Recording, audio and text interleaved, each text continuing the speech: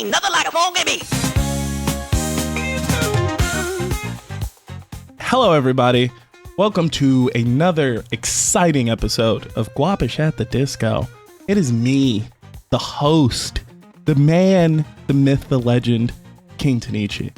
And to my right, as always, the man in the wife beater who doesn't beat his wife, Tanner. Wake up! And to my fucking left, the man's hotter than fish grease, Lava Skin. What's up? This whole album and entire band as a whole, System of a Down, is based on me because I have Down syndrome. Dude, and we are reviewing the fucking 2005 album Mezmerize. I think in the last episode, I called this album Memorize. I'm dyslexic, so reading is difficult for me. So I use ChatGPT to do a lot of it. Let's get straight into my opinions of this album. This is a fucking... Tanner described it as new metal, I think he says it is 2005. Correct. I would consider this kind of like poetry. But that's just me glazing. This album's fucking incredible, in my opinion. Tanner brought up another thing about why I didn't choose the 2001 Toxicity album, where a lot of their stuff is from. I just don't have the same nostalgia for that album as I do for this one. Like, I literally remember being in high school thinking Questions was like some of the deepest shit I had ever heard. Like, I'm snapping in class listening to Questions. But it is new metal. It's pretty heavy. They say some bullshit. But I think this band's overall goofy aesthetic mixed with their like extreme serious tone is so jarring that it's good. You get a fucking song like Bring Your Own Bombs, and then you get Revenge, and then you get Cigarro. Like that's such a roller coaster of emotions that when you pay attention to it, it's like, I don't know how to describe it. It's like Whiplash, but like in a good way. You're like, oh shit, where are we going next? My overall feeling for this album is mostly positive. So before I glaze it, let's get some of the bad out of the way. I'm gonna go to the person I think has the worst opinion of this album, Jackson. I don't know why you guys think I fucking hate this album or something, or why I would hate this album. I think it's good. I don't think it's incredible, like Tanichi says, so I guess I am certainly probably the lowest on it, but I don't think it's a bad album. You touched on the dichotomy of like the very serious lyrics in tone, but then also they're super goofy. That didn't work a ton on me, to be completely honest. That's one of my bigger complaints, unsurprisingly. It just took me out of it a lot, especially with like one of the songs that exemplifies that point a lot is like Cocaine, or whatever the whole long ass name is. I don't know what the full thing is. This cocaine makes me feel like I'm on this song. Yeah, no, I mean, I think the point of that song is to like, it's the singer is supposed to be acting like they're on cocaine or something, but it just is fucking goofy and the lyrics are stupid to me. And there's a lot of songs like that, like Old School Hollywood 2 is dumb. Cigarro's lyrics are fucking stupid. You know, it's like a weird balance of like very serious, kind of like deep lyrics and then this dumb shit right after. And, you know, there's also all the vocal inflections he's doing. He's changing the way he's singing like 10 times every single song, which for some of them works well. For some of them, it doesn't particularly work for me. But really, it all just kind of boils down to being a pretty entertaining listen for the most part. It keeps you on your toes. It's just, there's a lot going on, and I like that. This, honestly, I'm going to compare this to Camellia here. It feels kind of like Camellia in that style, just because there's just a lot of switch ups in style. Now.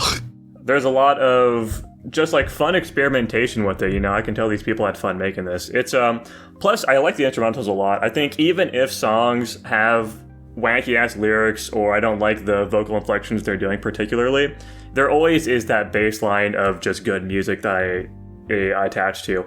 I'll have like a couple of songs I wasn't particularly crazy about the music on, but for the most part, the music was a solid like bass line for me.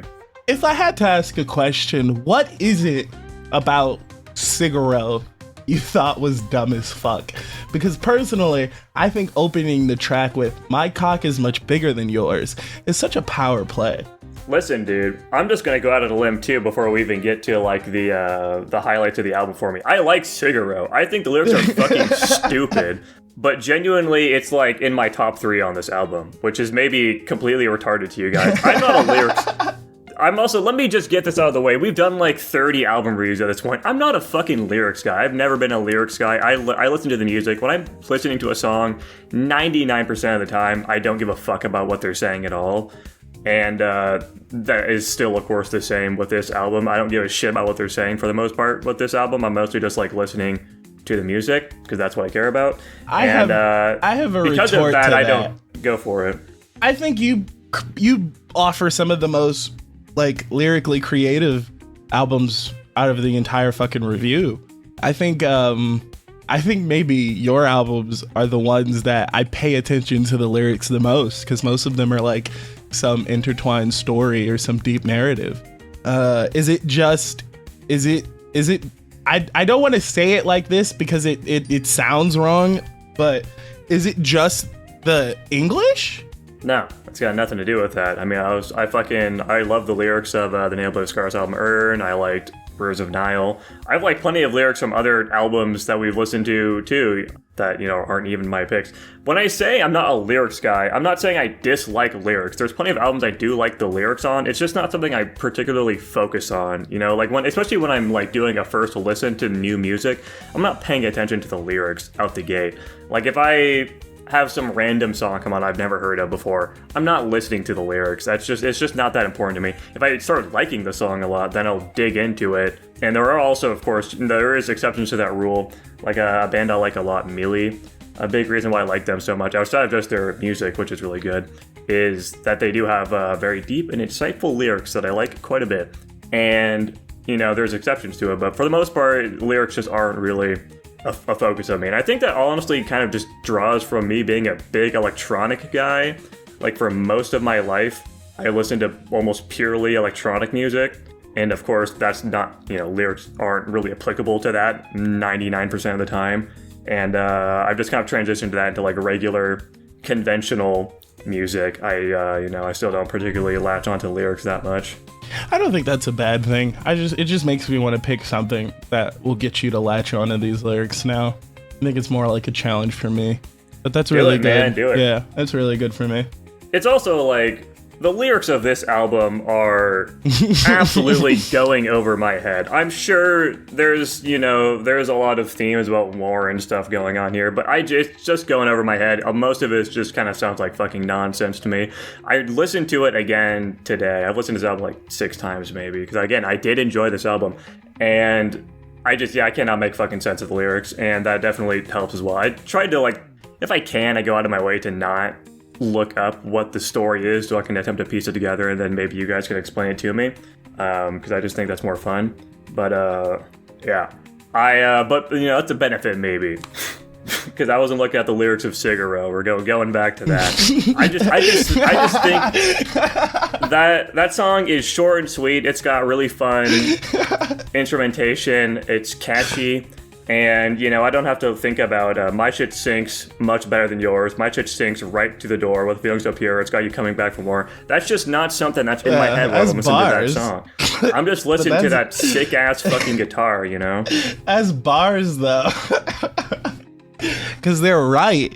They're shitting on these tracks. It is so good that it's got you coming back for more. Yeah. I find it kind of interesting because I feel like the message of Cigarro is more straightforward than a lot of these songs, actually. I think, Jackson, your big problem and why at least I enjoyed, I'd say Tanichi. It's why me and Tanichi enjoyed this more than you is you're definitely autism brained, whereas Tanichi and I are schizophrenia brained. I agree. And this is definitely a schizophrenia band. I agree. I agree. Jesus Christ, I agree. But needless. I think I know what you mean. Maybe. Yeah, it's like horizontal thinking versus vertical thinking. You're a vertical thinking, aka autism minded, whereas we're horizontal thinkers, aka schizophrenia minded. Yeah, that analogy didn't help, but I know what you mean. Go on. That was amazing. Anyway, needless to say, I love this band and I love this album. I enjoy every track on it. Obviously, some more, some less, but they're all positive for me. All of them? Yeah. Even I can find something bad about this. No, everything on here is at least a 6 out of 10 for me. Oh, okay. Yeah, 6 out of 10 is, yeah. All right, yeah. All right, yeah. 6 out of 10 is like, it's fine. Oh, yeah. Okay. Because I was going to say, Violent Pornography is a very song. It is one of the songs ever made. True. Dude, I like Violent Pornography. You don't like it because you're gay and it's criticizing you. What's really funny coomer. is I've got decent notes about basically all of these songs. Violent Pornography, my notes are, it's alright. Didn't stand out a ton. Yeah, bars. Bars. Yeah, Dude. I've heard this message before. They're not doing Violent anything Pornography creative is literally with this. like my 3rd or 4th favorite song on the track. Yeah, it's fucking That's what's tragic. beautiful about these album reviews is we have 3 different motherfuckers. We all have such different tastes and what we look for in music. It's beautiful. Yeah, but we're all white men, so... I'm clearly an Asian spiritually. woman. My bad, man. I keep mis-race and gendering you. Yeah, what are we doing here? Favorites and least favorites? Hell yeah. Dude. Are we still wanting to do that, or are we doing standouts?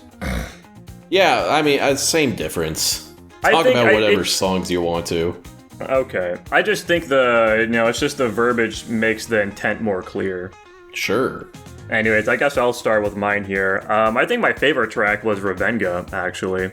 I don't know if that's a popular choice or not. I just really like the that constant guitar riff. I think the lyrics are interesting. I think the vocal performance isn't nearly as overbearing as a lot of the other songs. It felt more of like a conventional nu metal track to me, which I think is what helps it a lot. And also that fucking bridge is just cool as hell. Big fan of that bridge. Yeah. At like two-thirds in. That shit is probably my favorite moment of any of the songs on this album. Yeah, that 206 moment where Darren gets his fucking moment. If you like that, Darren has a song called Lonely Day, which is essentially the bridge for 3 fucking minutes. Darren doesn't get a lot of moments to shine, but fuck, when he does, I was actually going to say, on this album, he's doing most of the singing, it feels like. But that's Are not there the good multiple parts. Singers? That's not, but that's not the good You got parts of Darren, this who's album, also the is guitar, and then problem. Serge, who's the main guy. Yeah. And he's the one with the deeper, bassier voice.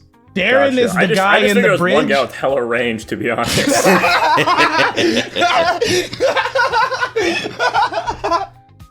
I'm pretty sure that's how Serge wants you to think how this band works. That's fucking amazing.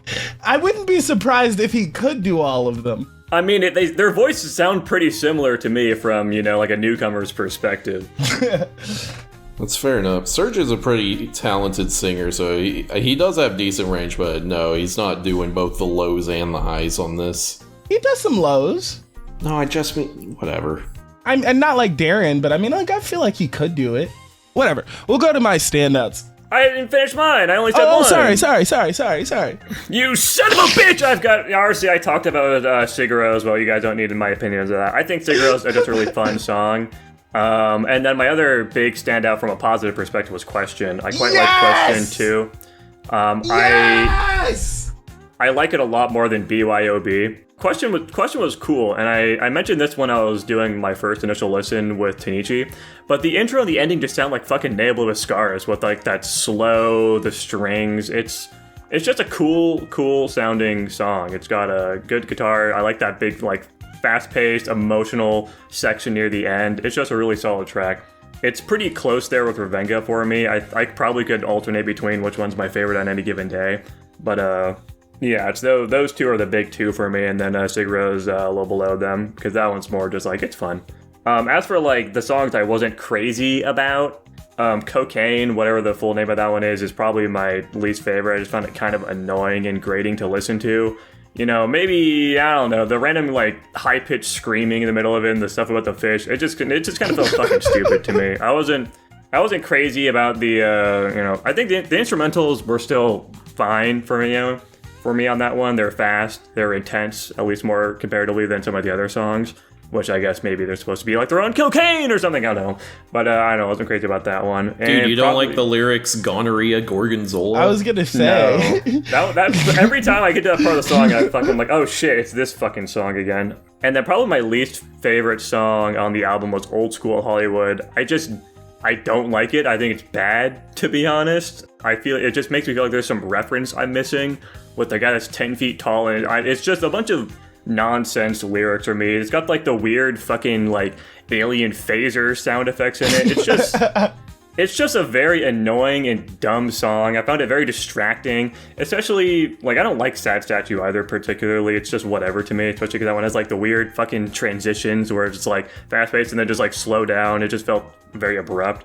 But like going to question that Sad Statue on the Old School Hollywood was definitely a big dip for me, and then Lost in Hollywood kind of recovers it a bit.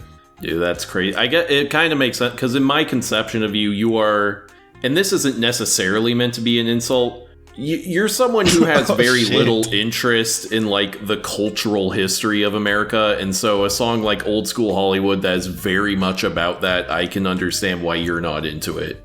I assume there is some reference I'm missing to that. My assumption was correct. I didn't look into it, obviously.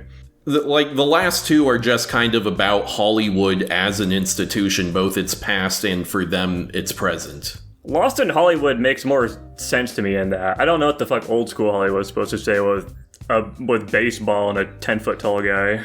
There's something lost on me there. It's meant to.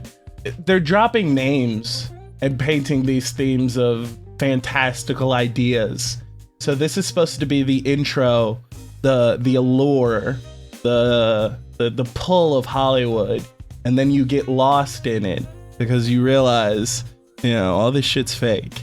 Yeah, like Old School Hollywood, it's basically supposed to be pushing the idea that like the pitch that's being sent out is that like you can go there and you can become the biggest thing ever. You can become 10 feet tall. You can be and the baseball line, I assume it's just because, like, baseball is America's pastime. It's something that's, like, this is something universal to the whole country that's recognized everywhere. It's just kind of this comment that, like, the pitch Hollywood gives to people is come here and we will make you ubiquitous, and that caused people to flock to it. And maybe in the old school days that was true, where you had these figures that were, like, massive and, nationally and internationally recognizable with only a handful of films often, and then that goes into the now 2005 time where it's the entertainment industry is now this massive like really cutthroat industry that is almost impossible to get attention in. And even their fucking portrayals of it, as dark and sinister as it is, like in my mind, and the reason why I think honestly Lost in Hollywood is one of my standout tracks is because with hindsight in mind, you're seeing how fucking evil that past was. Like, to think that a lot of those people were drugging women, raping women, doing all kinds of crazy shit, and they were who you were coming to Hollywood to be. Like, these were the pitches. Like, or even worse, they were the people you were reliant on to make you famous. Yes. And it wasn't even like it's unknown. Like, this album's it's so like fucking an open good. secret there, yeah. This album's so fucking good. Like, they even kind of say it. Like, I think in Lost in Hollywood, it's like listen taller, you're on the front page. Like, how many fucking times have we seen these famous people go on TMZ for some fucking crazy shit, front page news, and then get off, and there's still these fucking idols, still these fucking famous people. We see it happen. They're spitting facts in these fucking songs that they're giving to you. I think this album's fucking amazing. Oh my god. Yeah, me and Tanner are on the same level here. I don't know. Schizophrenic. Well, maybe we are. What are your standouts to Nietzsche? Oh god. Dude, Questions obviously one of my favorite songs. I think secretly across his tracks, this is a narrative. I think Questions connects to Or I think Intervision connects to Questions, that then connects to, fuck, I had this written down somewhere. Another song, which then connects to like another song, because they all talk about dreams and like spiders. I think Questions connects to spiders because spiders talks about weaving dreams through this titular character's hair, and even in the video, it's very like it's like hinted at that she's dying, and then that's just what Questions is. Like that's the question, and then like it's almost like the answer is spiders. I think that track is really fucking cool. I could also just be schizophrenic and reading into too much. I don't know.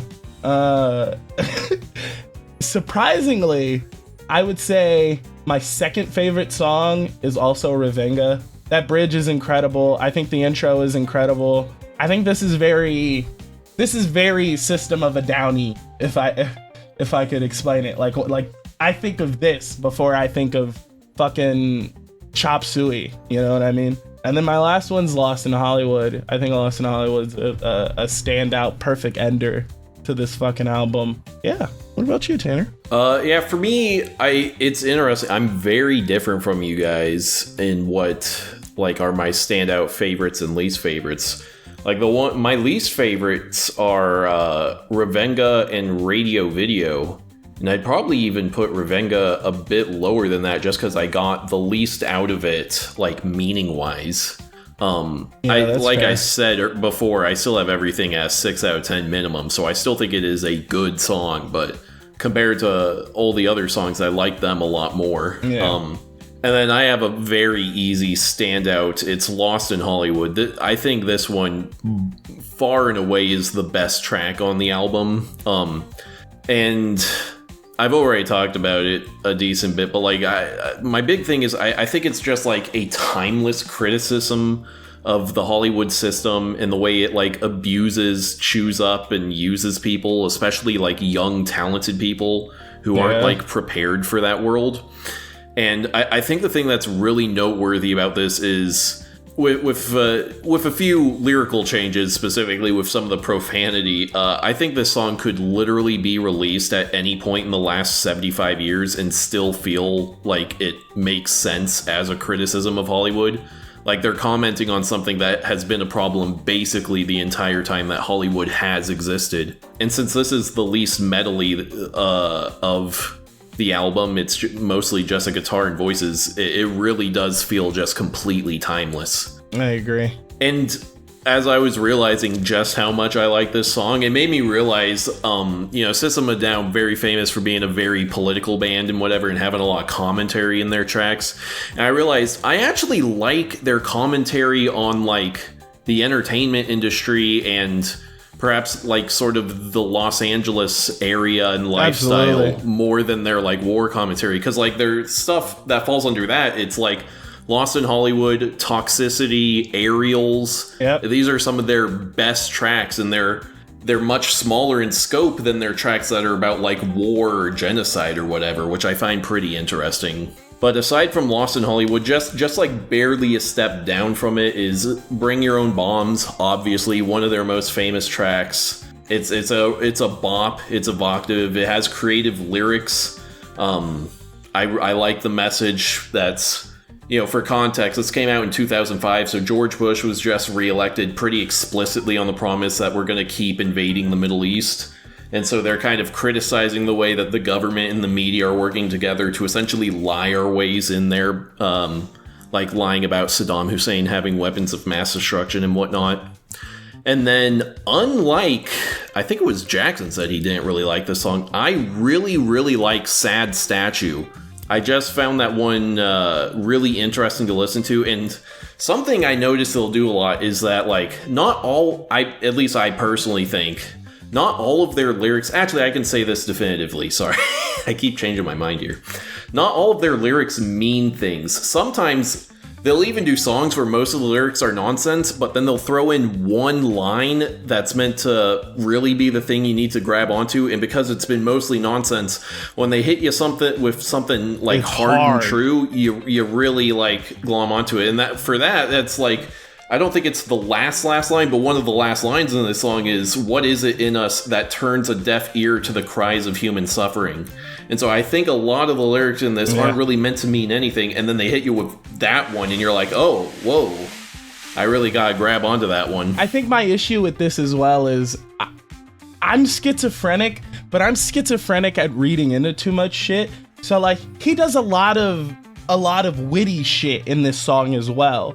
Justified candy, brandy for your nerve, eloquent belongs to the conquerors. That's witty as fuck. And that's in the intro. That's in the line "eloquence belongs to the conquerors" I actually find really interesting, because to me it's essentially him communicating the idea that it's like it is easy to communicate calmly and like in a verbose way when you're the one in power. Which is an interesting thought to me. And the reason I say I think sometimes the lyrics are like intentionally meaningless is because I do know in their most famous song, Chop Suey, the Bible verse in there, they selected it by literally opening the Bible to a random page and choosing a random verse. So they are not like intricately planning out everything they're saying. But those are the songs I liked and liked slightly less. Yeah. I don't know. I would say the only one that I didn't dislike it, but Violent Pornography was just I don't understand how that shit has 200 fucking thousand. I don't understand how that has 200 million plays on Spotify. I don't get it. Dude, it's so relevant to our generation, though. Yeah. So is Bring Your Own Bombs. Yeah, man. Should we get into the ranks? Do we have anything else to say? I hit my mic. Fuck! He ruined it. We gotta start the whole episode over. Big fan of that guitar. I think the guitar is the standout for me in this album. It's very good. Big fan. It's a very interesting album, like I said. It's even though I've got some qualms and there's a good amount of songs I'm not like crazy about, it's just a very interesting listen. And also just because of the pace of it doesn't feel like it's very long either. I mean, it's only 36 minutes. But yeah, no, I listened to this album like 6 times, probably more. I don't know if I was keeping track particularly well, but it's just an entertaining listen. Yeah. Shout out to the drummer too. He's a big Trump guy, which is partially why they're not a band anymore. They just can't agree on shit. Unless it's Armenia going to war. So why did they make a band based around like deep political messages, but they don't agree on what they're fucking... Well, that was only recently. He might have changed over time, you know? Yeah. I think also, like, the main politics they agree on is, like, Armenia and its causes, which is why, even though they have a lot of anti-war songs, the one time they reunited was to make 2 songs that they literally used to plug a charity to raise money to arm Armenia. Yeah. Yeah. You also have to remember, they've been recording, their first released album is in 1998. This whole Trump thing's only been going on for like 10 years. Well, they haven't made or published an album in 20 years, so have they made music that I just don't know of in that time? Dude, that's separately. A good point. I guess it was something else they disagreed on back then. Who knows? It's impossible. One guy got really into I can't even think of who like Pat Buchanan. He got really into Pat Buchanan. Is that a good political reference for you fuckers at home? Rush Limbaugh. Dude, honestly, 2005 is almost too late for Rush Limbaugh even. Really? Oh, damn. Yeah. He was a 90s guy mostly. Oh, shit. Anyway. Ranks. I really like this album. I think it's great. Blah, blah, blah. Music, lyrics, meaning, stuff and things. I'm giving it a 9 out of 10. Ooh. Holy shit. God damn. Oh my God. I agree. But even I gave it an 8. Okay. Personally, this is maybe not that surprising. I gave it a 6. My average rankings probably put it in like the mid 5s, but it's an entertaining listen, so I just rounded it up to 6 here. I could see myself bumping it up more as well. Like I could see myself giving this like a 7 out of 10 at some point in the future. But yeah, no, it's just an entertaining listen. And it lands at a 7.7 overall, which is the same rank as Earn by No Louis, and it's 0.3 under the Yorska album. That's why I gave up on music. Whoa. That album was so fucking good. We're gonna have to eventually pick Toxicity, and like, I'll give you a slide on this one, Jackson. if you do not rate Toxicity highly, I don't even want to say what I'm gonna do to you. Oh no, this is my intro to the album. I just, again, for some more context for the audience here that definitely have made it this far into the review, I have heard like the opening part of Chop Suey, like the stop and go part. I've heard nothing else of that song. I listened to it recently. It was like, have I heard Chop Suey? Yeah, I haven't. I've only heard the fucking memed part and nothing else. I don't know shit about this band prior to my listening to it this time. And it's a very interesting band, of course, but it's just very different than what I expected. If you don't rate Toxicity above a 6, I might help him. Wait, I'm gonna be honest, I zoned out because my boss was calling me. Did he just give this album a 6? Yeah. Yeah, it's fine. It's good. Fucking shameful, dude. It's embarrassing. Pick your anime bullshit you're gonna pick now. Okay, buddy. Yeah, so this week I am picking the 2011 album Material by Tosh. Oh, no? No, Tatsh. I have no idea who this is. I wouldn't expect you guys to. Oh, no. Are they on Spotify? Give us an outro. It doesn't look like it. Oh, give us an outro? My bad. Goodbye. Bye. Bye-bye.